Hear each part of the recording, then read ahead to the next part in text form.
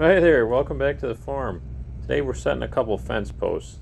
We're only going to do a few of them, but I'm just really trying to show what the process I use is and how I do it.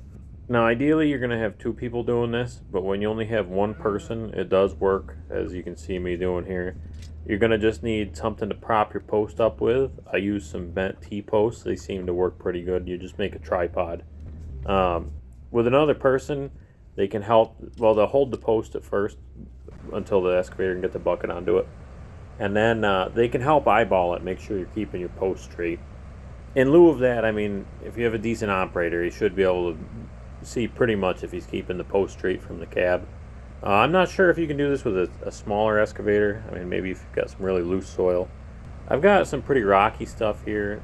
I mean, it's not the rockiest stuff I've ever seen, but I do have some decent dinosaur eggs in there, and it helps. I'm using a Cat EL200B. It's a 44,000 pound machine, and that, I mean, that gives you all the pushing power that you're going to need for these posts. If anything, you just have to be careful that you don't snap the posts in half, because I've done that a few times myself. You know, it's pretty easy to do.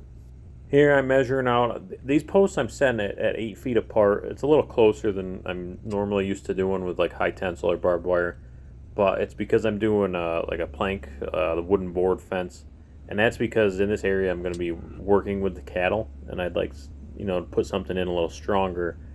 The barbed wire and the high tensile is plenty strong in normal applications, but in corral areas, areas that they're going to be bumping onto and everything, it's nicer to have. I use a true 2-inch by 6-inch board, and I do 4 boards, and I've yet to see a cow run through it. I'm sure it could happen. Don't get me wrong, but this seems like it's been plenty strong so far. So as you can see, I mean, this is just me by myself. Once you get your corner posts set and you run a string line so you can keep them kind of, you know, all your ducks in a row, it's not bad. You're just going 8 feet off of that or whatever your distance is. Make a mark, prop your post up until you can get the excavator bucket on it, and then just push it in.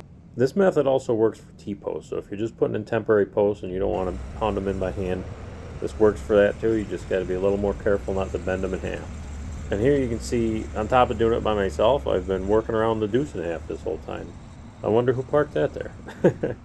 But that'll about do it for today's video, so thank you guys for watching and tagging along. We appreciate the support. So until next time, have a good one. See ya.